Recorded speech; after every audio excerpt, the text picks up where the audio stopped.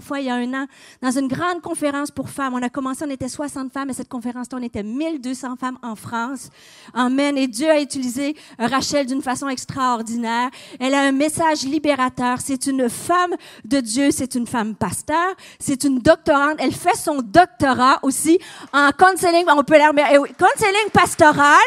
Elles sont des conseillères pour pasteurs et couples. Elle a aussi une spécialité en sexologie. C'est pour ça que je l'ai invitée. Elle est maman de 5 garçons. Amen! Donc, elle sait de quoi elle parle. Elle a bien pratiqué. Alors, sans plus... C'est rien à côté. Ça, vous trouvez ça drôle, c'est rien à côté de ce que vous allez entendre. Et laissez ouvrez vos esprits. La sexualité, c'est sain, c'est pur devant Dieu. Et qu'on puisse être, comme elle va expliquer, autant que la pornographie, c'est mauvais, autant que le puritanisme aussi, c'est mauvais. Dieu veut qu'on soit des femmes libres, épanouies dans tous nos domaines de nos vies. Alors, sans plus tarder, est-ce qu'on peut accueillir notre amie Rachel Dufour à l'Église Nouvelle Vie? Wouh! Vous pouvez faire mieux que ça. Merci Stéphanie. Merci Pasteur Stéphanie. Vous avez beaucoup de chance de la voir. Je ne sais pas si vous vous rendez compte, mais oui. Elle vous est enviée dans le monde entier. La rencontre que vous avez, on en discutait toutes les deux. Vous êtes là, c'est normal pour vous d'être là. Votre rendez-vous, il est classique. Mais vous savez qu'il y a des endroits en France où elles en rêvent. De pouvoir se réunir comme ça entre femmes, de pouvoir partager des vrais sujets et d'être là tout ensemble et pouvoir prier les unes pour les autres. Vous m'entendez? Ça marche ou pas? Il y a un truc, ça fait gling-gling? Ok. Je me casse la tête à choisir quelle boucle d'oreille je vais porter, voilà. Non. Merci, c'est moi qui ai demandé le micro parce que je parle avec mes mains. Et si j'en tiens un, vous manquez des bouts d'explication. Donc, je vais essayer de ne pas perdre mon petit bout. Alors, merci Stéphanie de m'avoir ici. Merci à vous d'être venue. C'est courageux d'être là. La sexualité. Personne n'ose en parler. Vous allez voir qu'on va le faire. Alors, je vais utiliser des mots en direct, les mots tels qu'ils sont. Si à un moment donné, c'est trop, bouchez-vous les oreilles. Parce que... Je ne peux pas faire moins que ce que je vais faire. Je vais être le plus douce possible. J'essaie de ne pas perdre mon petit bout. Bon, tant pis. Voilà. Je vais essayer d'être le plus en douceur possible, mais je veux que vous puissiez repartir avec des vraies réponses. Quand je priais pour vous, je me dis, Seigneur, tu débloques les situations dans le cœur qui ont besoin d'être débloquées. Il y a des femmes qui souffrent avec des problèmes d'addiction à la sexualité. Je regarde personne, comme ça, vous ne croirez pas que je le lis dans vos yeux. Mais c'est vrai, je ne serais pas aussi occupée si ce n'était pas une réalité. Il y a des femmes qui ont des problèmes d'addiction, et il y a des femmes qui ont des problèmes de ne jamais avoir connu un orgasme, jamais avoir connu le plaisir. Donc on va essayer de trouver des réponses pour les deux côtés. La sexualité, c'est hautement spirituel. Merci. Je sais que vous êtes venus pour plus que ça, mais je ne peux pas commencer sans dire ça. La sexualité, c'est hautement spirituel et c'est une idée de Dieu.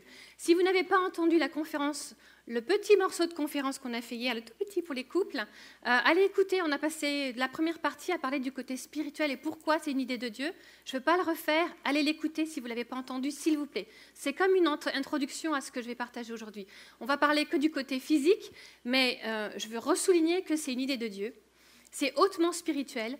C'est un aperçu quand madame, tu as un orgasme avec ton mari, c'est un aperçu de l'éternité. C'est un aperçu du temps que l'on va passer avec Dieu dans le ciel. Amen, quoi. Il n'y a pas plus beau que ça. Il n'y a pas plus beau que ça. C'est la vérité. Maintenant, Dieu nous a... Ça va, vous êtes toujours là avec moi? J'ai dit orgasme une fois, pour l'instant. J'espère qu'il n'y a pas de match de foot ce soir. Vos maris sont disponibles. Alors, attendez. Est-ce que vous allez ressortir? Est-ce qu'il y a des célibataires dans la salle? Il faut quand même que je connaisse mon auditoire. Oh, douche froide ce soir, les filles, Zumba. Ok. C'est bien que vous soyez là aussi, les célibataires. De toute façon, Dieu nous a créés des êtres sexués, qu'on soit mariés ou pas. Vous connaissez le psaume 139? Ah ben oui, quand même. C'est toi qui m'as créé, je vous le lis. C'est toi qui as formé mes reins, qui m'as tissé dans le ventre de ma mère. Je te loue de ce que je suis une créature si merveilleuse. Redis-le pour toi-même. Je te loue de ce que je suis une créature si merveilleuse. Dieu vous a créé femme et il nous a donné, comme vous m'avez déjà entendu le dire 1000 fois, mais il nous a donné à nous les femmes le seul organe uniquement dédié au plaisir. Le clitoris. Merci. Le clitoris. Ça veut dire que notre corps, il est fabriqué pour avoir du plaisir, bien sûr dans un cadre, mais on ne va pas regarder le cadre, encore une fois, on va regarder comment ça fonctionne en nous. Dieu nous a tissés dès le démarrage dans le sein de notre mère. Il a commencé à préparer notre sexualité qui sera épanouie dans le cadre du mariage dès le démarrage. Est-ce que vous avez réalisé ça? Un fœtus devient un garçon ou fille autour de la 9e semaine. C'est très tôt. Hein. En fait, les garçons ne sont que des filles dégénérées. Ne leur dites pas que j'ai dit ça. J'exagère, hein, c'est pas tout à fait vrai. Hein. Mais c'est le petit bout du clitoris. Vous voyez que j'ai besoin de mes mains. C'est le petit bout du clitoris qui va... Soit ça reste un clitoris pour la fille, soit ça grandit, ça devient le pénis. Donc, au démarrage, ça démarre tous avec un petit bout. Hein. Donc, vous pourrez dire ça à votre mari ce soir. Tu as démarré avec un petit bout. T'inquiète pas. Ok, ça démarre dès le début. Dans le ventre de la maman, il n'est pas rare de voir à l'échographie un petit garçon avoir une érection. Parce que ça fonctionne bien, ces choses-là. « Oh, mes fils !» Je voulais vous montrer une photo de mes fils. Solène, elle a dit, il faut que tu montes tes enfants quand même. Regardez. Tadam. Celui-là, là, Nathan est sur votre gauche avec sa femme Marie. Ils ont 25 ans tous les deux. Ruben ici, sur votre droite. Dan et Madison se marient en mars. Adam, il est très fier, là, avec la chemise bleue. 20 ans. Et Élise, notre bébé, qui va avoir 19 ans. Donc, notre grand garçon de 25 ans, quand il est né, on me l'a donné. Je l'ai regardé, je dis, qu'est-ce qu'il est beau. Et il m'a fait pipi dessus. Lui. Vous savez pourquoi? Parce qu'il a vu la première érection. Et qu'est-ce qui se passe après? Pipi. Ça marche dès le démarrage. Et les filles, la première lubrification se fait dans les premières 24 heures de vie. Tout ça est en train de se mettre en place. C'est normal parce que la sexualité, c'est Dieu qui l'a créée. Alors ne me faites pas dire ce que je n'ai pas dit. Hein. On n'est pas sexuellement active au démarrage, d'accord. Ça serait une abomination que... Là, j'ai beaucoup de mal avec ça, donc ne me lancez pas sur ce sujet-là. La sexualité est réservée au monde des adultes dans le cadre du couple, d'accord? Pour la sexualité active, on est d'accord. Hein. Je n'ai pas parlé de choses qui se passent avec des enfants, mais ça se met en place dès le démarrage. Je vais vous parler, et je vais utiliser ça pour toucher tous les points que, quand je passais dans les rangs, on m'a dit « Est-ce que tu peux parler de ça? Est-ce que tu peux parler de ça ?» Donc, j'ai connecté tout ça, je vais vous le mettre dans le descriptif de comment ça se construit en nous. Il y a 8 étapes pour que notre corps soit préparé à la sexualité. C'est très simple. De 0 à 2 ans, un petit bébé. Qui est-ce qui a d'un bébé un nouveau-né, là, de 0 à 2 ans? Qu'est-ce qu'ils sont beaux, ces bébés? On a envie de les croquer, de les bisouiller, on les regarde dans les yeux. Cette période-là est extrêmement importante parce qu'elle permet de créer l'attachement. Quand vous regardez un bébé dans les yeux et que vous lui faites des gousi-gousi, tout ça, et ben vous êtes en train de lui dire « Tu es en sécurité, regarde-moi, tu peux connecter avec moi, tout va bien. » Et quand on est adulte, ça nous permet de connecter avec notre conjoint. Et pour la femme, ça nous permet de nous sentir en sécurité et d'avoir du désir au niveau de la sexualité. Ça démarre là, ce n'est pas la seule raison.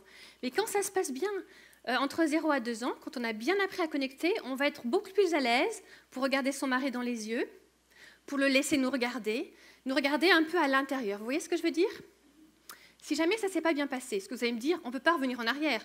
0-2 ans, moi j'ai eu une enfance terrible par exemple, qu'est-ce qui m'arrive? On peut toujours avec Dieu récupérer, racheter les années perdues. Amen. Jamais, jamais, jamais. Si une de vous a vécu des choses difficiles, des abus, vous allez voir que tout au long de mon explication, vous pouvez vous dire, ben moi c'est loupé, j'ai pas eu ça, etc. Avec l'aide de Dieu, on peut toujours soigner, récupérer, restaurer, et le diable ne va pas vous voler 2 fois. Si vous avez volé entre 0 à 2 ans, c'est fini, vous lui dites, ça suffit maintenant, on a un Dieu victorieux, d'accord?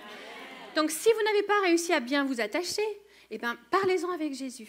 Travaillez avec lui, faites-vous aider. Hein. Chaque fois, je vais le dire souvent. Hein. N'hésitez pas à consulter, à aller voir quelqu'un qui va pouvoir vous aider à vous attacher, à trouver votre identité en Christ pour pouvoir être libre de vous attacher à votre conjoint. 0-2 ans, c'est simple. Puis ensuite, 2-4 ans. Ah, les 2-4 ans. C'est l'époque où on leur apprend oreilles, nez, yeux, bouche, les pieds, les mains, les noms des doigts, n'est-ce pas? On leur donne le bain, on les aide à apprendre à se laver. Le toucher, quoi. Le toucher, on nomme, c'est l'apprentissage de toutes ces choses-là. Pourquoi est-ce que quand on apprend le nez, la bouche, les dents, les noms des doigts, on ne va pas savoir quoi dire quand on va parler des organes génitaux? On va dire, il faut bien laver la zizette. Ou je ne sais pas comment on dit au Québec. Comment on dit au Québec? Comment vous dites? le zizi, etc. Ok. Ça nous fait rigoler, mais vous savez, c'est important ça. Parce que quand on n'arrive pas à nommer les organes génitaux, ça va créer chez l'enfant un sentiment de honte attaché. De dire « Ah, ça ne doit pas être si bien que ça, puisqu'on le passe vite dessus, on ne sait pas trop quoi dire, etc. » Si toi, madame, tu as du mal à dire pénis, sexe, vagin, érection, éjaculation, si ces mots-là sont difficiles, vous voyez, moi, je n'ai pas dû avoir de problème entre 2 ans et 4 ans. Mes parents, ils ont bien fait leur travail. Si vous avez du mal à le dire, c'est peut-être qu'à ce moment-là, il y a une petite graine de honte qui s'est plantée dans votre cœur et qui vous a dit « c'est pas bien ça, il vaut mieux pas en parler, on passe vite et surtout, pose pas de questions ». Si vous avez ce genre de problème-là, c'est compliqué parce qu'après, pour discuter avec votre conjoint de ce que vous aimez, quand vous faites l'amour, eh ben, on ne sait pas comment le dire. Parce que vous savez, mesdames, un orgasme pour une femme, c'est beaucoup de travail, n'est-ce pas ? C'est beaucoup de travail et il faut comprendre comment notre corps fonctionne pour pouvoir y arriver et aussi pour pouvoir lui expliquer à votre monsieur, à votre chéri, comment ça fonctionne. Parce que ce n'est pas inné chez les hommes de savoir comment chez les femmes ça fonctionne. Chez nous, tout est caché à l'intérieur, c'est un grand mystère pour les messieurs. Donc, il faut que vous puissiez mettre des mots sur votre corps, sur l'endroit où ça fait du bien, sur quand il touche à cet endroit-là ou quand il appuie de ce côté-là, c'est un petit peu douloureux et là, ça marche bien. Si je me mets dans cette position-là, ça marche. Vous voyez ce que je veux dire ? Important de récupérer la possibilité, le langage qui est autour de la sexualité. Si ça ne s'est pas bien passé dans votre enfance, mettez-vous devant votre glace. Assurez-vous qu'il y ait devant votre miroir. On dit miroir ? Assurez-vous qu'il n'y ait personne autour de vous, évidemment. Assurez-vous qu'il n'y ait personne. Et puis, allez-y, regardez-vous toute nue. Mettez la lumière douce. Hein. La lumière rouge aide. Parce qu'elle rend les formes plus jolies. J'ai testé, si vous n'avez qu'à voir, c'est vrai. Petite bougie, petit parfum, etc. Et servez-vous du psaume 139. Je te loue de ce que je suis une créature si merveilleuse. Et vous commencez par louer le Seigneur pour la partie que vous aimez. Il y a au moins une chose sur vous que vous aimez. Ne me dites pas non. Il y a au moins un truc de votre anatomie que vous aimez. Vos yeux, vos mains, vos cheveux, je sais pas. Est-ce qu'il y a une chose que vous pouvez trouver belle dans votre corps ? Quand même. Sinon, demandez au Seigneur, il va vous donner des idées. Commencez par ça et remerciez-le pour vos yeux. Et puis ensuite, vous continuez à décrire tout le corps jusqu'à ce que vous arriviez à votre poitrine, à votre vagin, à la vulve, grande lèvre, petite lèvre, le clitoris, cet endroit où vous avez porté vos enfants, l'utérus, etc. Vous prononcez ces mots en vous regardant dans la glace. Vous allez voir que ça fait des déclics à l'intérieur. Croyez-moi. Ça marche pour l'estime de soi, ça marche pour se réapproprier le langage de la sexualité pour pouvoir ensuite le communiquer. Ça va ? Personne n'est choqué ? C'est soft, hein, quand même. C'est pour ça que j'ai invité Rachel. Tu te mets devant ta glace. Il faut réapprendre la découverte du corps. Je vais aller même plus loin. Moi, je travaille beaucoup avec des femmes qui ne sont jamais allées regarder comment Dieu les avait faites là en bas. Oui, mais si vous ne savez pas comment ça marche, comment vous avez été créé, comment vous pouvez comprendre le mécanisme du cycle de faire l'amour et de comment trouver du plaisir et donner votre plaisir à vos conjoints et comprendre aussi quand on est célibataire comment ça fonctionne pour pouvoir se garder pur. Donc je vais plus loin dans mon explication. Là, alors vous faites plusieurs fois hein, le miroir, les lumières douces, tout ça. Puis ensuite, vous vous installez confortablement sur votre lit. Vous vous assurez qu'il n'y ait personne autour, encore une fois. Vous êtes tranquille, pas stressé. Vous mettez de la musique douce, de la musique de louange si vous voulez. Oui, il y en a quelqu'un qui sait où je vais déjà. Oui. Et vous prenez un miroir et vous allez regarder votre vagin et à quoi ça ressemble en bas. Vous regardez, vous vous assurez que vos mains sont bien propres, puis vous pouvez écarter tranquillement les petites lèvres, les grandes lèvres. Regardez comment c'est fait. C'est magnifique ce que Dieu a fait. Merci. C'est magnifique ce que Dieu a fait. Et la vie sort de là. Et Dieu nous a donné les organes génitaux féminins pour le plaisir, pour donner la vie, pour connecter avec notre mari, pour faire un avec lui, pour être pleinement femme. On ne va pas se laisser voler, encore une fois, par le diable, n'est-ce pas ? Qu'est-ce que vous croyez ? Pourquoi est-ce que dans certains pays, on fait l'excision, on coupe le clitoris, etc. Parce que ça, excusez-moi, mais c'est satanique. Hein. C'est fait pour voler ce que Dieu a donné aux femmes. Donc ne donnons pas une main d'association au diable qui essaie de nous faire croire que là, c'est zone interdite. Ce n'est pas zone interdite, mesdames. C'est votre corps et vous avez besoin de comprendre comment cela fonctionne. Vous allez voir que pour toutes celles qui ont des problèmes les muscles trop serrés qui empêchent la pénétration quand on est marié, la pénétration vaginale, etc., tous ces exercices de détente, tout en douceur, vont aider les muscles à se détendre pour quand ça sera le moment. Si vous avez des problèmes de forte tension à ce niveau-là et que la pénétration est douloureuse, je parle de la découverte du corps là, la pénétration ne doit pas être douloureuse. Ce n'est pas quelque chose que vous devez accepter. Si vous avez des douleurs à la pénétration, allez consulter. Il y a peut-être un problème biologique, il y a peut-être un problème de microbes. Moi, j'ai une dame qui avait écumé des gynécologues les uns après les autres. C'était une torture à chaque pénétration. Elle aimait son mari, elle voulait que ça fonctionne, mais à chaque fois, c'était une torture. Et elle a fini. Et moi, je lui disais, au niveau psychologique, j'ai fait tout ce que je pouvais. Il y a quelque chose de physique, c'est pas possible autrement. Il y a quelque chose de physique. Et elle a continué à chercher. Merci Seigneur, on priait pour ça, pour qu'elle trouve le médecin qui trouverait. Et en fait, au niveau de le clitoris, vous savez comment c'est fait le clitoris? À l'extérieur, je vais vous le décrire après. Mais il y a des petits replis de peau là, tout ça. Il y a des petits replis de peau. Et en fait, il y avait une infection qui s'était glissée à l'intérieur des replis de peau. C'est moi qui fais du bruit? Non, ça va. Il y avait une infection qui s'était glissée à l'intérieur des petits replis de peau. Attendez, je vais attendre que... Sinon, vous ne me regardez pas, c'est dommage, je vous montre où c'est. Là, avec mes mains. Eric me dit, fais attention à ce que tu dis, des fois, les phrases peuvent être... Non, avec mes mains, c'est pour ça que j'ai un micro comme ça. Donc, vous voyez les petits replis de peau, là, elle avait une infection à l'intérieur, là, qui était... excruciating, on va dire en anglais, extrêmement douloureuse. Ils ont soigné ça, c'était terminé. Ça vaut le coup, mesdames, d'aller consulter. Si, à ce niveau-là, toujours dans la découverte de votre corps, si à ce niveau-là, vous avez des problèmes, vous savez, quand on a eu beaucoup d'enfants, moi j'en ai eu 5 en 6 ans. Ça fait beaucoup, hein? Oui, merci. Ouais, il y a longtemps, hein? Et en plus, j'ai perdu 6 bébés entre-temps, donc vous voyez qu'on s'aimait beaucoup. Oui. Ce sont des filles, elles sont en sécurité au ciel, elles nous attendent, tout va bien, mes filles vont bien, là-haut avec Jésus. Mais c'est pour vous dire qu'on sait de quoi on parle. Mais mon point avec tout ça, c'était pas de vous parler de mes bébés, c'était que, par exemple, après les accouchements, des fois on a des petites fuites urinaires. C'est qu'en France ou des fois ici au Québec aussi. Ben, c'est pareil, n'hésitez pas à les consulter, parce que vous avez des exercices à faire. Alors, je ne sais plus qui fait ça, les kinés, je ne sais plus, demandez à vos médecins. Je ne sais plus dans votre pays qui fait ça. Mais allez consulter, faites les exercices qui vont renforcer Comment? Ouais, les petites... Vous savez, allez voir les spécialistes pour ça. Pourquoi je vous dis ça? C'est important au niveau de la sexualité, c'est important pour les petites fuites, mais c'est aussi important au niveau de la sexualité. Pourquoi? Parce que ça va être extrêmement... Donc, si vous n'êtes pas marié, bouchez-vous les oreilles. Ces petites contractions-là, autour du sexe de votre mari, très efficaces. Je vous dis juste ça comme ça. Bref, connaissez votre corps, ne vous laissez pas voler les choses que Dieu vous a données. Apprenez à redécouvrir votre corps, tout simplement, c'est un cadeau de Dieu, il l'a voulu comme ça. Ensuite, on passe à 4-5 ans. Vous voyez, je vous fais en parallèle comment ça se construit en nous, puisque ça veut dire aujourd'hui. À 4-5 ans, c'est l'étape de la curiosité. Les questions. Dis maman, comment on fait un bébé? Quand vous vous êtes posé la question, vous êtes allé où? Qui vous a répondu? Comment on fait un bébé? Où est-ce que vous avez appris au sujet de la sexualité? J'entends ça rigole.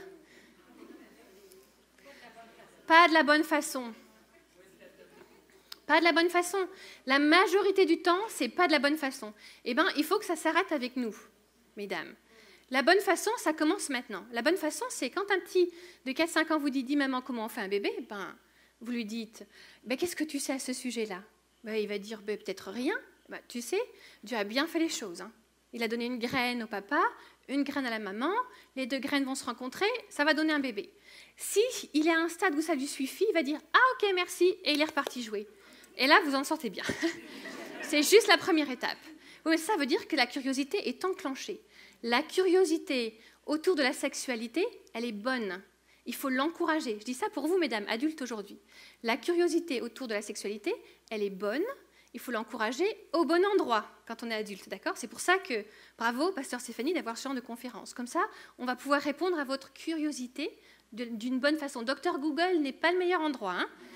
pour trouver des réponses à ce niveau-là, d'accord? Mais les enfants vont revenir, et alors comment on fait? Après, vous allez un petit peu plus loin pour expliquer comment est-ce que la graine va rentrer, d'où ça vient, etc., jusqu'au moment où vous allez tout lui expliquer à ce petit-là. Et c'est bien. C'est pour ça que mes exercices de « tu te regardes dans le miroir et tu t'entraînes à le dire », ils vont être très importants, hein, parce qu'à un moment donné, il faudra l'expliquer, sans avoir honte, sans avoir peur. Donc, répondez de façon précise, ne donnez pas plus que ce qu'ils veulent entendre, mais n'hésitez pas à continuer à expliquer. Et si vous, en tant que femme adulte, vous avez des questions, des choses, bon, on va essayer de répondre au maximum, mais des choses qui n'ont pas trouvé de réponse, allez trouver quelqu'un de safe, en qui vous pouvez avoir confiance, dans l'église, etc. Et n'hésitez pas à poser la question. Je peux vous garantir que d'autres personnes se la sont posées avant vous. Et je peux vous garantir que quelqu'un aura une réponse. D'accord? Donc, si vous avez des questionnements par rapport au fonctionnement de votre corps, n'hésitez pas à demander. Moi, j'ai des femmes qui ne savent pas comment leur cycle fonctionne. Si vous ne comprenez pas comment votre cycle fonctionne, allez demander. Parce que c'est extrêmement important que vous sachiez comment votre corps est fait. Ça va? Tout le monde peut le faire, ça? On arrive ensuite à l'école primaire, 5-10 ans. 5-10 ans, c'est l'étape de l'exploration. C'est les petits jeux qui vont commencer à se mettre en place. Là, d'un seul coup, les garçons et les filles commencent à voir qu'il y a des différences entre les deux, etc. Je voudrais bien qu'on fasse une grosse différence entre la masturbation, je vais parler de la masturbation, et la découverte du corps. Si vous avez un petit garçon qui se tripote le zizi, ne lui tapez pas sur la main en disant « c'est horrible ce que tu fais, arrête, c'est dégoûtant ». Vous voyez pourquoi? Parce que ça va imprimer en lui l'idée que « attends, il y a un truc là, pourtant quand je touche, on dit zizi ici, vous avez dit, quand je touche mon zizi, ça fait du bien. Et on me dit que c'est pas bien. Quel est le message que l'on reçoit? Quand une petite fille se frotte sur les draps de son lit, des bébés des fois, hein, se frotte sur le drap de son lit ou sur un nounours, etc., c'est parce que ça fait du bien à son corps. Vous êtes toujours avec moi? Ça fait très peur aux parents, ça.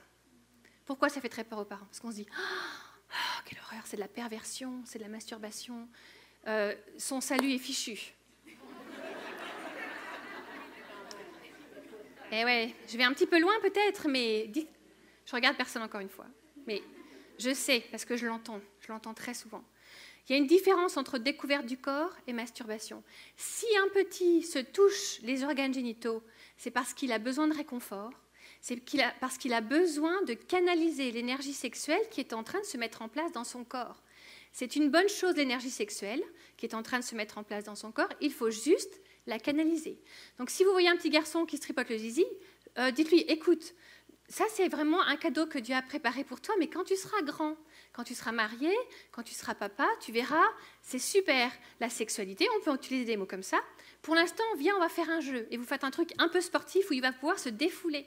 Si vous avez une fille qui se touche le sexe, on vous aurait l'impression qu'elle se masturbe, c'est qu'elle a besoin d'être rassurée. C'est qu'elle répond à un besoin. Pas de la bonne façon, c'est vrai, mais il ne faut pas écraser le besoin en rejetant la façon avec laquelle elle se soulage. Vous me suivez? Donc, si vous avez une petite fille qui est en train de faire ça, ne la condamnez pas. Expliquez-lui que, ok, cette partie-là de son corps, c'est le bon moment pour lui rappeler que personne n'a le droit de la toucher là, hein, d'ailleurs. Il faut le dire à vos enfants très tôt. Hein. Si quelqu'un te touche, pas en les grondant, en disant c'est à toi. C'est une partie privée que Dieu t'a donnée. Personne n'a le droit de regarder, personne n'a le droit de toucher. Tu n'as pas besoin d'échanger quoi que ce soit autour de ton sexe contre une note à l'école, contre un bonbon, contre un jouet, vous voyez ce que je veux dire. Hein?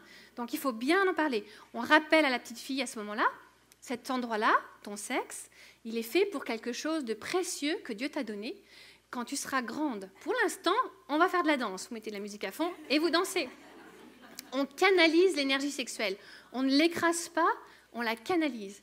Extrêmement, extrêmement important. Quand on est célibataire et qu'on n'a pas de douche froide à disposition, oui, si vous étiez là, les célibataires, le Miss L, jeudi soir, donc, non, il n'inquiétez pas là, je vais le redire rapidement. Le cycle d'une femme, c'est à peu près 28 jours, hein, à peu près. On ovule à peu près au 14e jour, vous êtes d'accord?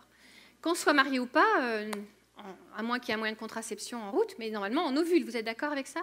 Et quand votre corps ovule, les hormones changent, et ça, les hormones envoient des messages à tout le corps qui disent, au moment de l'ovulation, on est prêt, s'il y avait un petit spermatozoïde dans le coin, on pourrait faire un bébé. Bon, je vous fais parler le corps, c'est pas tout à fait comme ça que ça se passe, mais vous le sentez, hein, ou à droite ou à gauche, ça fait comme une petite piqûre, comme un petit... Des fois, on le sent, l'ovule qui est pondu. En tout cas, mon point, c'est que ça va déclencher en vous, même quand on n'est pas marié, un désir d'un homme, en fait, tout simplement, d'être cajolé, etc. Ne l'éteignez pas, ne vous condamnez pas, ne pensez pas que vous êtes bonne pour la damnation éternelle. Remerciez Dieu que votre corps fonctionne. Je vais le redire. Remerciez Dieu que votre corps fonctionne, mesdames. C'est bon signe que vous ayez ce genre d'énergie sexuelle à l'intérieur. On ne l'éteint pas, on la canalise. Et comment est-ce qu'on canalise? Zumba. Demain, mardi soir, 6h, vous avez même la Zumba ici. Sérieusement, trouvez une activité artistique, de la danse, de la musique, du dessin, quelque chose qui va vous permettre de vous exprimer, de faire du bien à votre corps. Chez les gars, c'est les push-ups. Il y a des hommes quand même dans la salle. Donc les push-ups pour les gars, tout ce qui va développer les pectoraux, etc. Mesdames, ne détruisez pas l'énergie sexuelle que Dieu vous a donnée. Parce que sinon, après, vous allez devoir faire des séances interminables avec moi, ou quelqu'un d'autre comme moi, pour rallumer tout ça. Eh bien, je vais vous dire, c'est plus difficile, quand on est dans ma position, de rallumer une énergie sexuelle. C'est une femme qui l'a éteinte pendant des années, à la force du poignet, que de traiter une femme qui a un problème d'addiction. On guérit plus facilement. Alors, je ne vous dis pas de devenir addict, je n'ai pas dit ça. Non, mais je prends des précautions. Je n'ai pas dit ça. Mais c'est plus facile à soigner une addiction qu'une femme complètement verrouillée. D'accord? Donc, ne vous verrouillez pas, canalisez cette énergie. Ça va, vous êtes toujours avec moi? Ah, puis on arrive à la préadolescence. Ah non, je n'ai pas fini. Alors, il faut qu'on parle de la masturbation. Bon, on y arrive à la préadolescence. Préadolescence, 10-12 ans. C'est le moment où ils vont devoir complètement, on appelle ça the kiss and run stage. Ils vont complètement prendre conscience de cette énergie sexuelle en eux. Il va falloir bien qu'ils aient compris que la sexualité est un cadeau de Dieu. Donc ça, c'est un message à répéter. Il faut laver le cerveau de nos enfants avec ce que je vous dis là. Vraiment, c'est ce que j'ai fait avec mes filles, ça marche. Mes belles-filles me disent merci très très souvent. Elles me disent merci Rachel. Je les aime, mes belles-filles. La sexualité est un cadeau de Dieu. La curiosité est parfaitement normale. On n'est pas des animaux. La pulsion sexuelle, non. On parle de l'énergie sexuelle. On peut la canaliser, d'accord? Et il y a un cadre pour la relation sexuelle. 4 choses. 1, la sexualité vient de Dieu. Elle est hautement spirituelle. 2, la curiosité est bonne au niveau de la sexualité. Moi, mes belles-filles, celles qui sont mariées, celles qui ne sont pas mariées, elles me disent tu veux venir prendre un thé avec moi? Je sais ce que ça veut dire. Rachel, t'as pas 1 heure pour un thé avec moi? Elles ont des questions. Elles ont des questions avant même qu'elles soient mariées. Alors raconte-moi. Et j'ai une copine qui, alors là c'est vraiment vrai, elles ont toutes leurs copines qui envoient les questions, et les belles filles me les posent et après elles retournent. C'est normal. Le plus on peut en parler, le moins il y a de tabou. Vous savez, dans les ténèbres, vous mettez même une toute petite lumière, elle est plus forte que les ténèbres. La curiosité, au niveau de la sexualité, elle est bonne, il faut y répondre de la bonne façon. Donc ça, c'est la 2e chose. La 3e chose, l'énergie sexuelle, on n'est pas obligé de l'éteindre, on a besoin de la canaliser.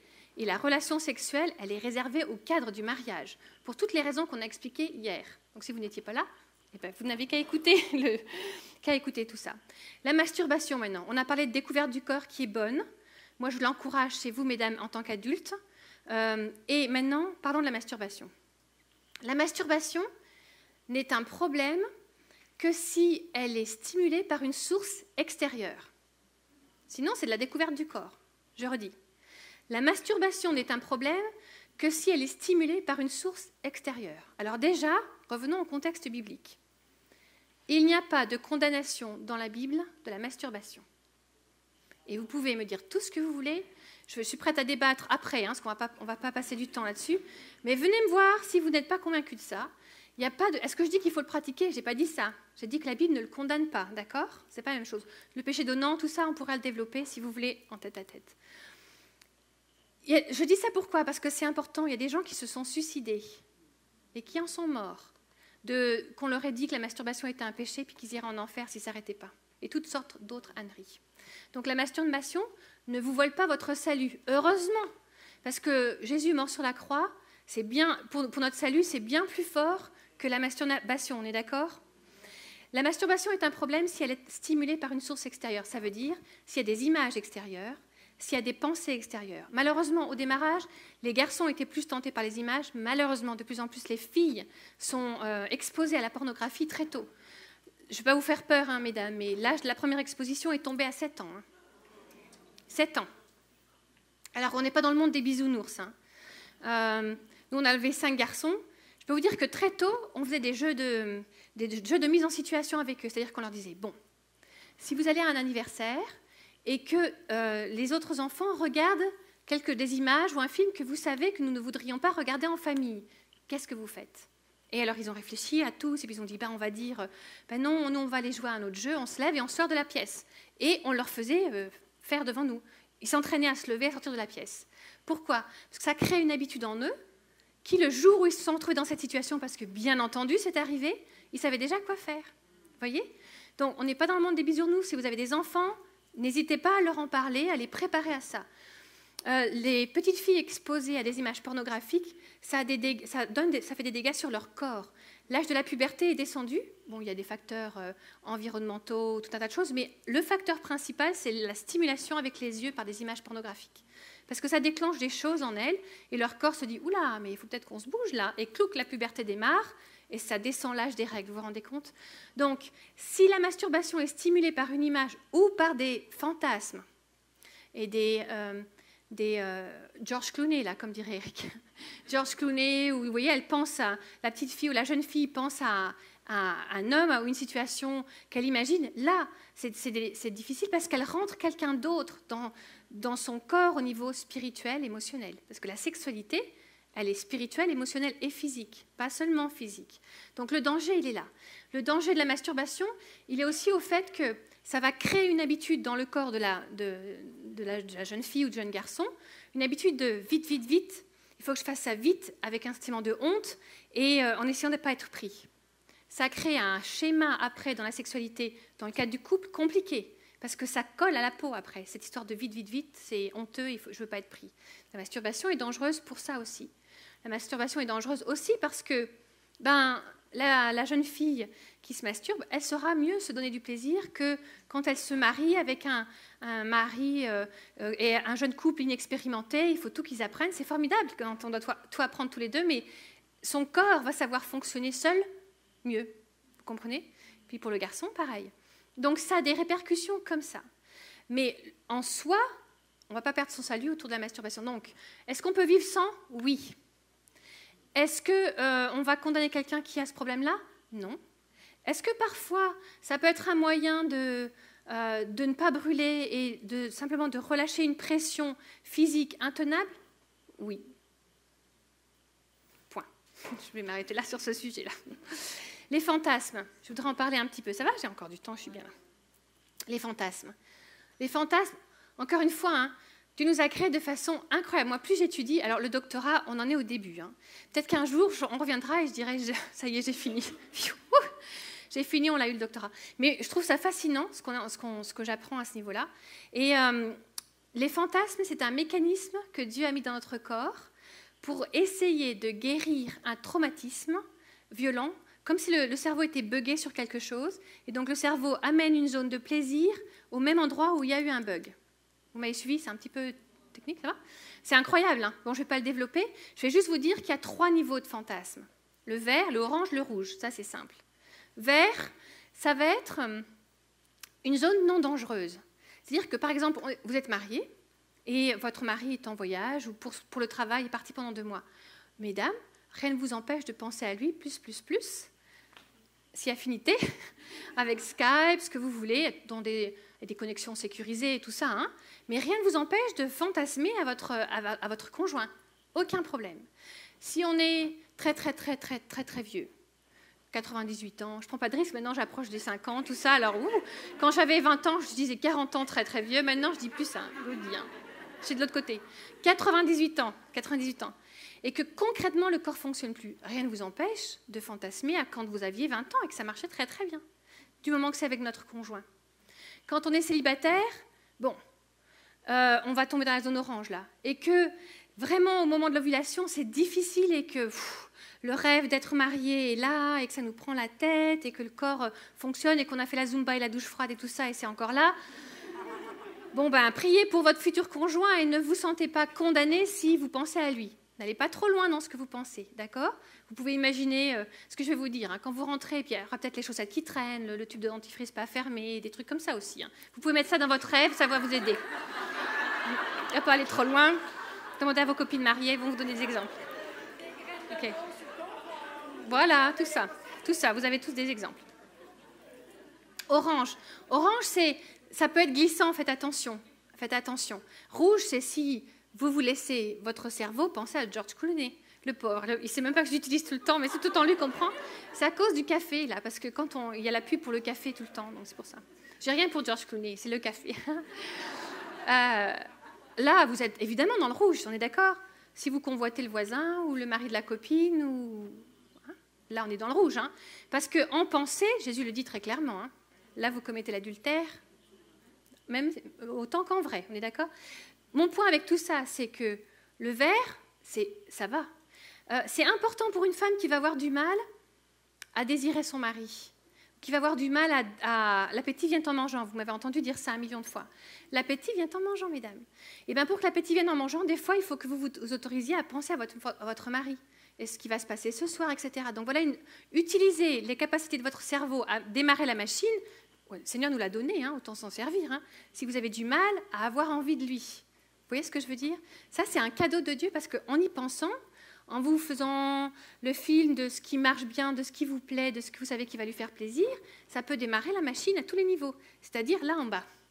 Vous avez besoin que les deux soient connectés. Ils sont connectés, mais vous avez besoin que le cerveau dise à votre vagin tu peux te mettre en route pour toute la suite. 26, on continue. Ça va? Si vous avez des questions, on y répondra après. L'adolescence, c'est le moment de la prise de décision. C'est le moment où c'est trop tard si vous avez des enfants. Ils sont déjà en mesure ils vont prendre leurs décisions tout seuls. C'est là qu'il faut qu'ils comprennent que leur décision va avoir des conséquences. Et vous ne pouvez pas essayer de gérer les conséquences pour eux. Il faut les laisser assumer les conséquences. Des fois, on a besoin de tomber de vélo pour se relever. Hein. Des fois, on a besoin de se faire mal pour comprendre. Donc, vous avez fait votre rôle, laissez-les. Les graines de ce que vous avez semé, vos prières vont les porter. Le reste, c'est entre Dieu et eux. À l'adolescence, ils sont en mesure de décider pour eux-mêmes.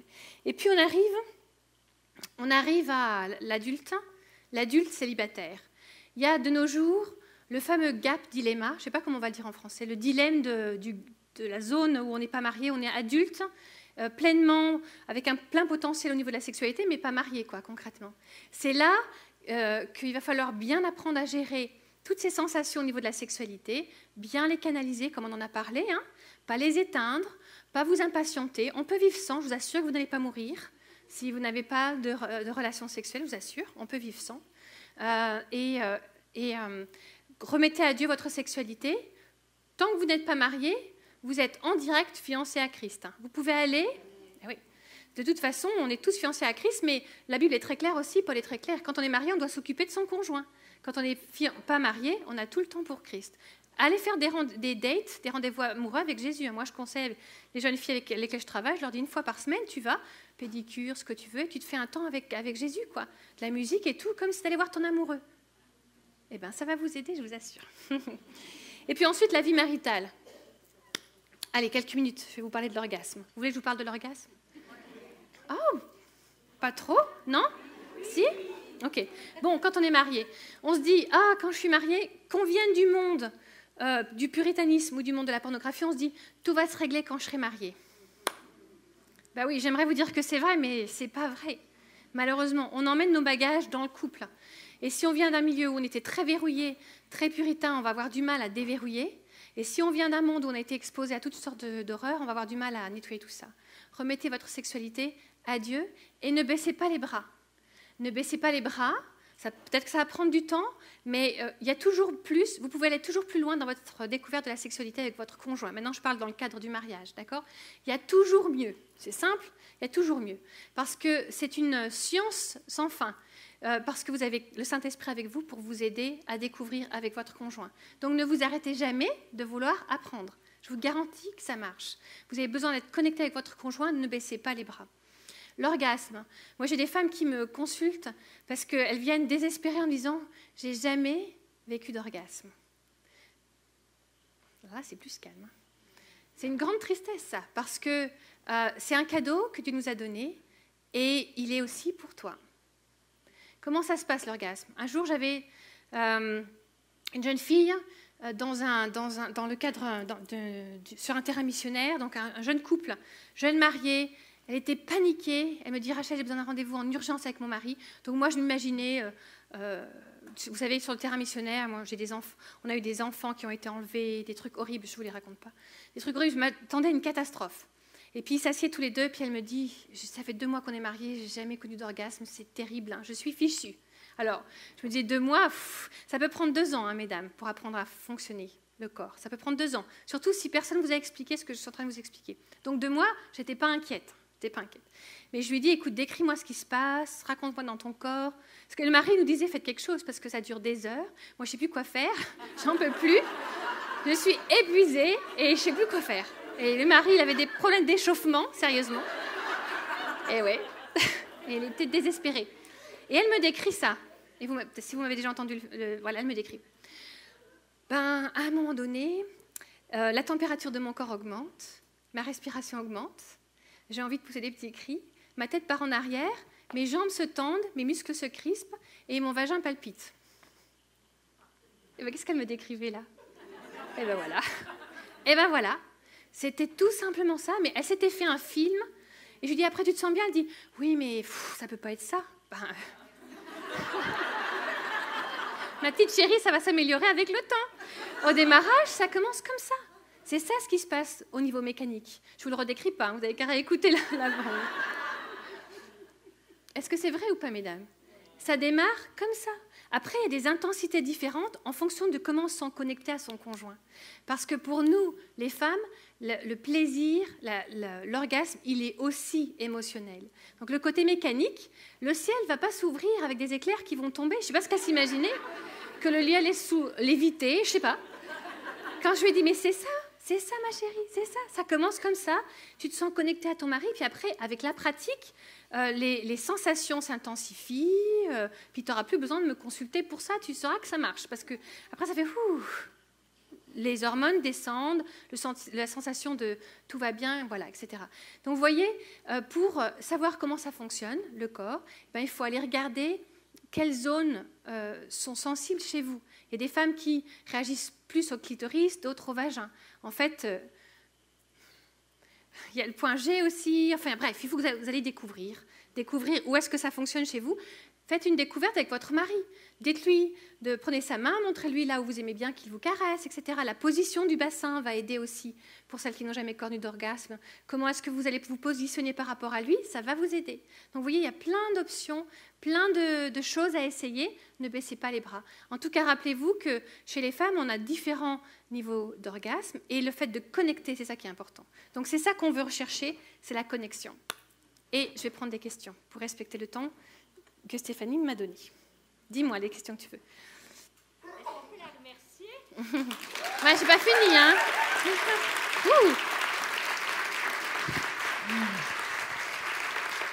Est-ce que j'avais fait une fausse publicité? Est-ce que ça va? On est fait de toute la même nature et j'apprécie son ministère. Ça prend beaucoup d'audace pour faire ça, mais que de libération à tous les niveaux. Et peut-être on pourra parler des questions d'abus, comment c'est cadenassé, de harcèlement, des choses comme ça. Mais on a du temps ensemble pour quelques questions. Et je vais te laisser les lire, Rachel. Elle m'a dit qu'elle est prête à toutes les questions. Elle a tout. Alors, tu piges comme tu veux. Qu'est-ce que tu veux répondre? OK. Bon, on va commencer par la première, parce que je pense qu'elle concerne malheureusement plein de femmes. Lorsqu'on a été victime dans la très jeune enfance d'un abus sexuel et que l'on a gardé le secret par honte, comment être restauré dans sa vision des hommes et de la sexualité? Il faut consulter. Il faut aller voir quelqu'un. Il faut aller voir quelqu'un parce qu'il faut que ça soit géré, soigné, exposé. Quelqu'un qui a abusé un jeune enfant va continuer à le faire. Si vous ne choisissez pas de le dénoncer pour vous, pensez à d'autres potentielles victimes, d'autres potentiels enfants. Madame, mademoiselle, allez rencontrer quelqu'un qui va vous accompagner. C'est difficile, hein. C'est un processus difficile, mais allez trouver quelqu'un.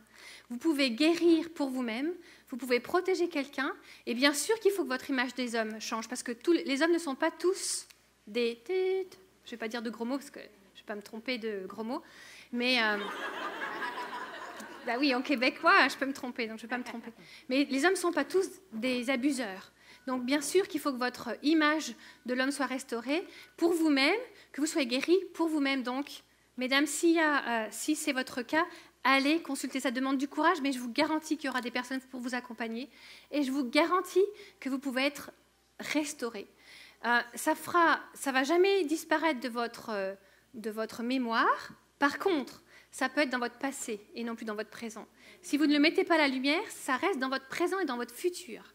Le fait de le mettre à la lumière, de chercher la guérison, ça met tout ça dans votre passé. Amen. Ça devient votre histoire, pas votre histoire d'aujourd'hui. Ça devient de l'histoire derrière vous, mais pas votre histoire aujourd'hui.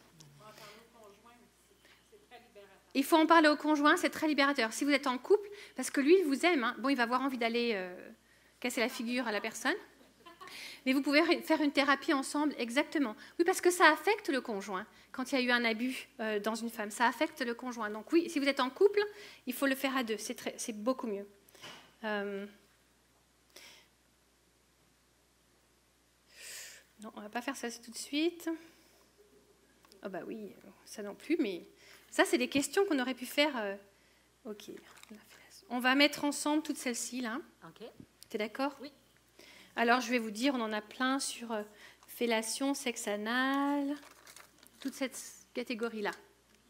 Je te laisse répondre. Tu me laisses... Alors.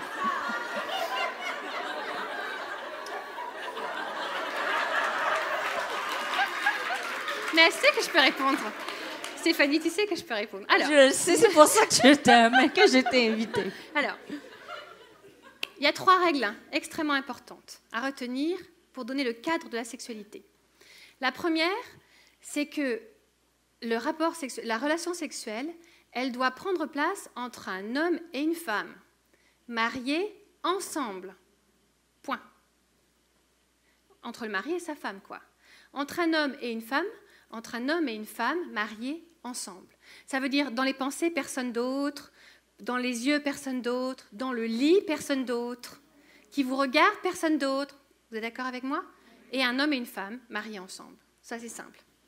La deuxième règle d'or, c'est que les deux doivent être d'accord. Il faut un consentement mutuel.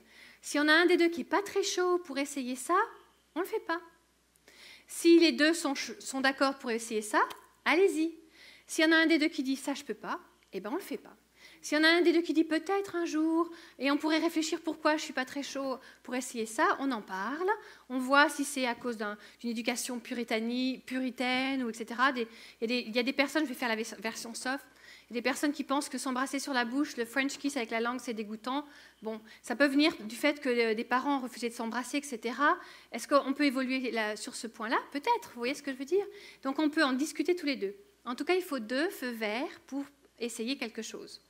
Entre le mari et la femme, 2 feux verts. Et la 3e règle, c'est qu'on ne peut pas faire du mal, infliger de la douleur à son conjoint pour retirer soi-même du plaisir. D'accord? Je n'ai pas besoin de développer ça. La relation sexuelle, elle est faite pour donner à l'autre. C'est hautement spirituel. Ce n'est pas dégradant. Le Saint-Esprit ne quitte pas la chambre. Il ne dit pas « hop, attendez que je sorte ». Il est en toi, il est en ton mari, il est là, entre vous deux, il est avec vous quand vous faites l'amour, tous les deux. Donc, rien qui soit dégradant ne peut avoir lieu entre le mari et la femme. Le mari et la femme, les 2 feux verts, et on n'inflige pas de la douleur. En dehors de ça, le ciel est la limite. C'est facile à cadrer. Vous êtes des adultes, tout le monde a plus de 18 ans. Ah, j'aurais dû demander, tout le monde a plus de 18 ans? Trop tard, là, maintenant, avec tout ce que j'ai dit, je suis cuite. C'est bon. Vous êtes des adultes. Ce n'est pas mon rôle de vous dire, ne laissez personne vous dire, ça c'est bien, ça c'est pas bien. Parce que vous êtes des adultes et vous avez le Saint-Esprit en vous. Et si vous êtes mariés, vous avez un conjoint. À 2, vous prenez la décision. Alors, je reprends mes questions. Fellation, est-ce que ça se passe entre le mari et la femme? Ne me répondez pas. Je ne vous donne pas de réponse. Mais posez-vous cette question. Est-ce que c'est entre mon mari et moi? Est-ce qu'on est tous les 2 d'accord? Déjà là, si quelqu'un dit non, ben voilà, ça s'arrête là. Si les 2 vous dites oui, on peut continuer. Est-ce que ça procure de la douleur à l'autre? Okay. Si vous pouvez répondre à ces 3 questions-là positivement, le ciel est la limite. Dans la Bible, il y a des descriptions de fellation. Yes. Ça ne veut pas dire... Eh oui, Cantique des Cantiques, c'est très clair. Ça ne veut pas dire qu'il faut que vous le pratiquiez, mais dans la Bible, il y en a une décrite. Donc. Mais ça ne veut pas dire qu'il faut que vous le pratiquiez. Hein. On est d'accord? On se pose les questions. Je peux vous montrer où c'est en privé après, si vous voulez. Cantique des Cantiques. Cherchez, vous allez voir. Dans les 2 sens, c'est très bien décrit. Donc, est-ce que c'est entre vous deux? Est-ce que vous êtes d'accord? Est-ce que c'est pour infliger de la douleur? S'il y en a une des questions à laquelle vous les dites non, vous l'éliminez. Sexe anal, même schéma. Sauf que, pour le sexe anal, il faut quand même que je vous donne des précautions prophylactiques. Donc là, pour la fellation, le mythe qui dit que ça va donner des caries, c'est pas vrai. Ça va donner quoi, des caries? Des caries. Ah, vous n'entendez pas ça? Non. Avez-vous déjà entendu ça, les filles? Vous avez déjà entendu ça? OK. OK, en France, ça se dit. Ah, ben, personne n'avait entendu ça. Bon, alors, éliminons ça. Ça ne vous concerne pas. Bon, par contre, l'autre. Donc, le triangle s'applique, c'est votre décision. Maintenant, quand c'est utilisé comme moyen contraceptif, ce n'est pas une bonne idée. Il y a des régions du monde où c'est utilisé comme moyen contraceptif. Ce n'est pas une bonne idée, parce qu'il faut que le sperme du mari soit dans le corps de la femme pour que les 2 corps s'habituent l'un à l'autre et fassent un. Donc, s'il n'y a jamais une mise en commun de ces liquides-là, pas bonne idée. Deuxièmement, c'est une zone hautement microbienne, quoi. Il y a des choses sales quand même ici. Donc, il y a des risques d'infection. Donc, si jamais quelqu'un avait envie, vous voyez, dans le triangle, chacun pense ce qu'il veut. Si quelqu'un avait envie d'essayer, il faut faire attention à toute cette zone, qu'elle ne soit pas infectée. Troisièmement, le sphincter, il est dans un sens, pas dans l'autre. Donc, si c'est pratiqué à répétition, il va y avoir des incontinences à la longue. Voilà. Ce sont des mesures prophylactiques qu'il faut connaître. Maintenant, ne laissez personne vous dire quoi faire à ce niveau-là. D'accord? Entre copines, ne vous racontez pas ce que vous faites à ce niveau-là. C'est de l'eau de votre citerne. Ça n'appartient à personne. D'accord? Ça appartient à votre mari et à vous.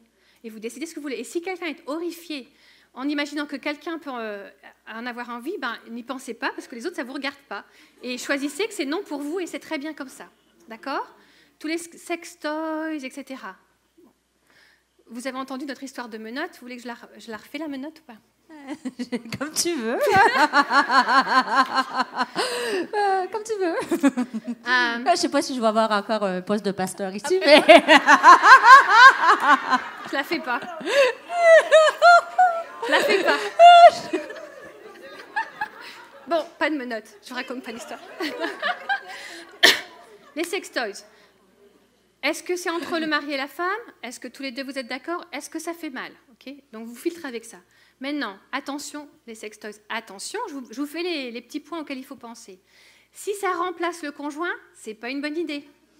C'est pas une bonne idée. Parce que ça va mieux marcher avec le truc qu'avec le conjoint, je vous préviens. C'est pas une bonne idée. C'est fait pour, si jamais vous aviez envie d'y penser, dans les sextoys, il y a aussi les nuisettes, la lingerie, hein, donc il ne faut pas non plus penser qu'à des trucs horribles. Hein. Si c'est fait pour enhance, on va dire, pour améliorer votre relation sexuelle et les jeux entre vous, etc., il n'y a pas de problème. Si vous êtes d'accord, hein, si ça rentre dans les 3 cases. Mais si c'est fait pour remplacer le conjoint, ce n'est pas une bonne idée. Ça va? C'est simple. Entre le mari et la femme, 2 feux verts, vous êtes d'accord tous les deux, et ça ne fait pas du mal à l'autre. Ensuite, c'est vous qui décidez. Ça va quand même. Je vous la raconterai en intimité. Elle vous la racontera. Là, c'est bon. Elle a assez. Ok, ça c'est bien. Est-ce qu'il est préférable... Je continue? Oui. Est-ce qu'il est préférable de faire quand même l'amour avec son mari, même si on n'a pas envie cette soirée-là? Ça, c'est une bonne question. On en a d'autres à ce niveau-là. Bon, alors là, je vais vous dire un truc que moi, je dis à toutes les pasteurs stagiaires. Donc, vous voyez, si vous êtes pasteur stagiaire et qu'on s'occupe de vous, je vous le dis, vous allez savoir des trucs secrets qu'on dit aux pasteurs. Moi, je dis toujours aux jeunes femmes, dis oui. Dis oui le plus possible. Il y a une différence entre je ne peux pas parce que là, vraiment, je suis malade, etc., et je ne veux pas. Et mesdames, le rapport sexuel, en moyenne, ça dure combien de temps? 12 minutes. Vous allez passer plus de temps à dire non qu'à dire oui, quoi. C'est drôle, tu fais. Mais c'est vrai ou pas? Vous allez prendre plus d'énergie à dire non qu'à dire oui. C'est important. Alors, encore une fois, hein, s'il y a un problème médical, que vous êtes malade, que bon, là, c'est dit, je ne peux pas, c'est pas pareil que je ne veux pas. Mais le je ne veux pas, prenez une douche, réglez les problèmes que vous avez avec lui, dites oui. Pourquoi? Parce que c'est pas que physique la relation sexuelle, c'est aussi une protection spirituelle. Vous savez ce verset qui dit « Ne vous privez pas l'un de l'autre, si ce n'est pour vaquer à la prière et au jeûne, de peur que Satan ne vous tente. » C'est dans Éphésiens 4, 27, je crois. Vous vérifierez vous-même. Ce verset il est très clair. Hein. À moins que vous jeûniez pendant 40 jours, alors là, vous pouvez parce que de toute façon, quand on jeûne, l'énergie diminue, donc là, vous pouvez vous passer l'un de l'autre, parce que vous vaquez à la prière et au jeûne. Mais si vous n'êtes pas en période de jeûne pendant 40 jours, mesdames, le cycle des maris, c'est en général 72 heures, hein, donc ça revient vite. 72 heures chez les hommes seulement, donc en moyenne. Dites oui le plus possible. Faites-en une discipline. L'appétit vient en mangeant. Tout ça, vous réfléchissez, vous prenez une douche, vous faites vos jambes, vous mettez de la truc doux, vous lui demandez de la musique, vous lui demandez un petit massage. Tout ça, et puis restez connecté avec lui, c'est ça qui est important. Ça va comme réponse? Oui. Allez, encore ou pas? Autre question? Ah bah oui. Parfois, je n'ai pas d'orgasme et je me sens mal car j'ai l'impression de ne pas avoir réussi à connecter avec mon mari. Comment faire? L'orgasme a plusieurs niveaux chez la femme. 1 fois sur 5 seulement, ces statistiques, c'est toujours à double tranchant, hein, sont des statistiques, donc c'est juste pour avoir un ordre d'idée. Mais en moyenne, une femme a besoin d'un orgasme physique, comme je l'ai décrit, que 1 fois sur 5. Toutes les autres fois, 4 fois sur 5, elle va juste donner du bonheur à son mari, connecter avec lui, passer 12 minutes formidables. Généralement, les maris, ils râlent quand je dis ça, ils disent « Non, c'est pas vrai. » Eric, il me dit « Mais non, on ne dit pas ça. » Ce sont des statistiques, mesdames. Donc, vous allez connecter avec lui et c'est suffisant. On n'a pas toujours besoin que le plafond s'ouvre et que les éclairs tombent du ciel, vous voyez? Le fait de se donner à son mari, c'est déjà énormément de bonheur pour lui. Le fait de vouloir, les hommes ont souvent besoin s'ils ont envie plus que vous ne les regardez pas comme des malades sexuels, quoi. C'est qu'ils ont été... forcément, dans le couple, il y en a un des deux qui a plus envie que l'autre. Et des fois, c'est la femme, d'ailleurs. C'est douloureux quand c'est la femme qui a plus envie. Je vous signale qu'on tient exactement le même discours aux hommes. Hein. Si votre femme a plus envie, ben, l'appétit vient en mangeant, tu prends une douche, tu fais ce qu'il faut, monsieur. Et puis, oui, réponds aux besoins de ta femme parce qu'elle a besoin de connecter avec toi aussi. Donc, c'est pas une question de performance. Il n'y a pas une compétition. Il s'agit de donner du bonheur à l'autre, tout simplement, quelle que soit la forme que ça prend. Des fois, juste d'ailleurs, s'il y a des impossibilités au niveau physique et qu'il y a un problème de pénétration douloureuse ou quoi, ou que c'est à la fin d'une grossesse et que c'est pas possible, ou que c'est trop douloureux, j'en sais rien, il y a d'autres façons de faire l'amour. Tous les caresses, etc., vont connecter les deux corps, les deux âmes, les deux esprits. Donc il y a plein d'options. Demandez au Seigneur qui vous donne des idées. Une dernière question? Une dernière question. Qu'est-ce qu'on va choisir?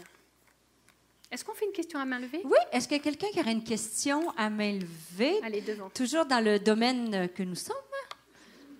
Sinon, moi, je peux vous parler. Quand j'étais à Montluçon, Rachel a fait son atelier, je suis allée assister. Elle a développé sur Cantique des Cantiques les versets qui étaient un petit peu chauds. Et moi, après ça, je me disais, ben moi, dans la soirée, je vais leur apporter sur Josué 1. Hein? Alors, profitez que vous avez quelqu'un qui est spécialiste dans le domaine. Bonjour, moi, ma question, c'est au niveau de la ménopause. Ah, très bonne question. La ménopause, merci. Et la sexualité. Très bien. C'est comme si c'est devenu absent de ma tête. OK. Au niveau physique, ça ne répond plus comme c'était Très bien, avant. merci. Au niveau de la ménopause, merci, très bonne question. Au niveau de la ménopause, qu'est-ce qu'on fait quand ça ne marche plus? Les hormones au niveau de la ménopause changent. Les ovaires ne vont plus fabriquer les hormones de la même façon. Il faut aller voir un docteur. Consultez pour qu'il vous aide au niveau de l'équilibre de vos hormones. Et puis, il y a besoin peut-être de lubrification supplémentaire. Donc, c'est là qu'il faut aller consulter pour le côté technique, physique du corps. N'hésitez pas à aller voir un médecin pour avoir de l'aide à ce niveau-là. C'est là qu'il va falloir mettre en jeu le cerveau. Là, il n'y a aucune raison que ça s'arrête à la ménopause. Au contraire, il n'y a plus de risque de tomber enceinte. Youhou! Et oui, ça c'est important. Donc, il faut redécouvrir une sexualité différente. Ça sera moins dans le spontané, dans le réactif. Il va falloir planifier. Planifier une nuit d'amour. 12 minutes. D'amour. Là, ça va prendre plus longtemps, là, d'ailleurs, à la ménopause. Parce que les préliminaires vont être beaucoup plus longs, les caresses vont être plus longues, mais je vous encourage à au moins une fois par semaine, quand c'est difficile, de le mettre sur votre calendrier.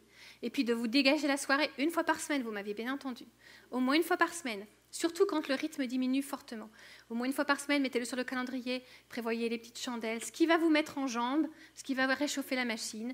Les baisers, à ce moment-là, il ne fallait pas que je dise en jambes. J'en ai qui rigolent. Je ne sais pas si je fais des bêtises au niveau québécois, excusez-moi. Les baisers sur la bouche, les French kiss à ce moment-là vont beaucoup aider à remettre la machine en route. Donc n'hésitez pas à prendre plus de temps dans les préliminaires.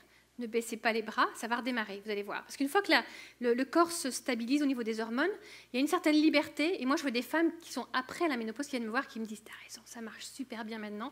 Parce qu'elles n'ont plus de soucis, vraiment le souci de tomber enceinte. Même si c'était inconscient, c'est parti. Donc, c'est des vraies tigresses après. Donc, il faut juste passer là. C'est pas moi qui le dis, c'est les dames qui sont venues me le dire. Et là, après, nous, on doit travailler avec les maris, parce que les maris, ils ont une baisse à ce niveau-là. Et donc... on donne d'autres explications pour aider les maris. Donc, ne laissez pas passer le creux en vous disant « c'est fini pour moi ». Apprenez à surfer la vague, là. Allez voir un médecin et puis programmez-le encore. Une autre question m'a élevée, c'était très pertinent, oui. Pendant que j'invite mes amis à l'arrière pour les musiciens. Pour les dames. Hein? Oui, qui a levé la main ici? Merci. Je voudrais savoir, pour les enfants, oui. Ma fille s'est découverte très tôt. Puis moi, je n'ai pas su maîtriser l'affaire. Donc, qu'est-ce que je peux faire maintenant avec elle? Comment je peux C'est jamais trop tard. C'est jamais trop tard. Jamais, jamais, jamais. Si vos enfants, vous avez l'impression d'avoir loupé des stades, demandez-leur pardon. Organisez une petite sortie, maman-fille. Et puis, reprenez le truc depuis le début. Qu'est-ce que tu sais? Est-ce que tu as des questions? Regarde ce que Dieu en pense de la sexualité, etc. Remettez-le dans le contexte. C'est jamais trop tard. Heureusement qu'avec Dieu, c'est jamais trop tard. On commence tout. Demandez-lui pardon d'avoir loupé des trucs, si c'est ce que vous ressentez. Hein. Et puis, on reprend la discussion là où elle en est. Il n'y a aucun problème.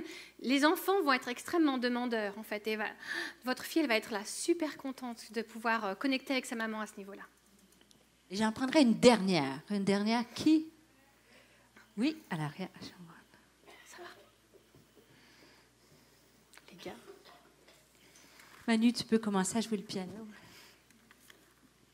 Ma question est par rapport à si l'enfant est dans l'étape de 0 à 4 ans, mais que, on va dire, les parents qui font l'éducation ont eu un traumatisme ou ont subi un attouchement sexuel. Comment transmettre ces notions-là à l'enfant sans être parano, sans rendre l'enfant aussi parano? Oui, donc les parents dans ce cadre-là, je réencourage à aller se faire aider. Et puis vous savez, ce genre de cycle où il y a eu un abus, etc., ça peut s'arrêter. En Christ, on est une nouvelle création. Et vous pouvez décider qu'on ne retransmet pas ça à son enfant, bien sûr en se faisant aider. Après, on peut prendre des mots tout simples, peut-être pas aller très loin dans l'explication, mais juste quelques mots, et en demandant au Seigneur de vraiment vous donner les bons mots. Peut-être qu'on peut pratiquer avec le conseiller. Qu'est-ce que je peux dire à mon enfant à ce niveau-là? Il faut les protéger, les enfants, mais pas... On peut arrêter le fait de craindre l'abus. On le protège, mais on ne transmet pas, ça peut s'arrêter avec toi, avec la maman en question. Et on se fait aider, même on demande, qu'est-ce que je peux dire à mon enfant? Je veux lui transmettre quelque chose de positif. On a deux façons de réagir quand on a subi des choses négatives. Soit on reste dans le négatif en permanence, soit on se dit, moi, je vais faire exactement l'opposé. J'ai subi des choses qui m'ont fait du mal, je vais m'assurer de protéger mon enfant et de lui transmettre des choses positives. Ce n'est pas parce que le diable a volé une fois qu'il va voler 2 fois. On ne le laisse pas voler une 2e fois. D'accord, mesdames? On en parle, on se fait aider, le Seigneur est là pour restaurer. Je voudrais prier. Est-ce qu'on pourrait se lever ensemble? Si vous avez vécu des choses difficiles au niveau de votre sexualité, si ça a fait écho dans votre cœur, je ne vais pas vous demander de venir devant, je vais vous demander de mettre votre main sur votre cœur, par exemple, juste pour vous. Alléluia. Si vous avez envie que le Seigneur guérisse quelque chose, dites-le lui pendant que je vais prier. Si vous avez besoin d'un déclic, si vous avez besoin d'une guérison à l'intérieur, dites-le lui. Si vous avez besoin d'aller plus loin dans votre sexualité avec votre conjoint, dites-le au Seigneur aussi. Il le veut encore plus que toi. pour toi, pour lui. Si c'est votre conjoint qui a subi des choses et que il a du mal, peut-être tenez votre alliance en pensant à lui. Et puis je vais prier pour vous. Alléluia, Jésus. Seigneur, merci pour cette idée extraordinaire que tu as eue de nous confier la sexualité, de nous confier les corps que tu nous as donnés. Merci pour chacune de ces femmes présentes ici. Merci pour les couples qu'elles représentent, pour les familles qu'elles représentent. Alléluia, Jésus. Seigneur, que ton Saint-Esprit passe au milieu d'elles maintenant et apporte des guérisons là où elles en ont besoin. Dans leur esprit, Seigneur, tu guéris, tu laves, tu purifies. Dans leur âme, Seigneur, ce qui a été volé, tu restaures. Tu reconstruis, Seigneur, les bouts de cœur qui ont été arrachés. Dans leur corps, ce qui a été abîmé, sali, détruit, ce qui a été minimisé, ce qui a été écrasé, Seigneur, tu reconstruis. Tu leur donnes un corps neuf. Tu leur redonnes une virginité dans leurs pensées, Seigneur. Tu leur redonnes une virginité dans leur âme, dans leur esprit. Seigneur, tu passes au milieu des rangs maintenant, Saint-Esprit. Amène la guérison là où il y a besoin.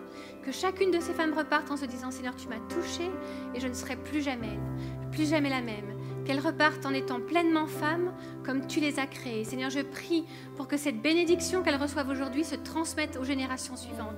Qu'elles se transmettent à leurs sœurs, à leurs amis, à leurs familles, à leurs filles. Seigneur, que nous mettons un grand coup de pied dans ce que le diable avait prévu de détruire au niveau de la sexualité dans ce lieu. Et Seigneur, que ça soit des flots de bénédiction, que ce qui soit transmis vienne de toi, que ça soit ton idée au niveau de la sexualité qui soit maintenant transmis de génération en génération. Merci Seigneur de bénir les couples ce soir. Je leur donne de connecter, de se faire du bien l'un à l'autre, de réaliser à quel point spirituellement ils ont besoin d'être un, l'un avec l'autre et avec toi. Et pour celles qui repartent seules, Seigneur, tu les consoles et tu leur donnes l'espoir dont elles ont besoin. C'est toi leur mari, Jésus. Alléluia. Alors tu viens remplir, tu viens combler le vide peut-être dans la pièce, dans la chambre, dans l'appartement, dans la maison, dans le cœur, Seigneur. Tu prends toute la place dans le cœur de ces femmes et qu'elles soient des femmes victorieuses et des guerrières pour toi, Seigneur. Qu'elles transmettent la bénédiction de génération en génération au niveau de leur féminité et de leur sexualité. Merci, Seigneur. Amen. Est-ce qu'on peut juste remercier le Seigneur, Jésus? Alléluia. Est-ce qu'on peut dire merci, Seigneur? Amen. J'aimerais que nous puissions, on va se préparer pour l'offrande. Comme vous avez remarqué, on n'a pas pris d'offrande ce soir. Et j'aimerais qu'on puisse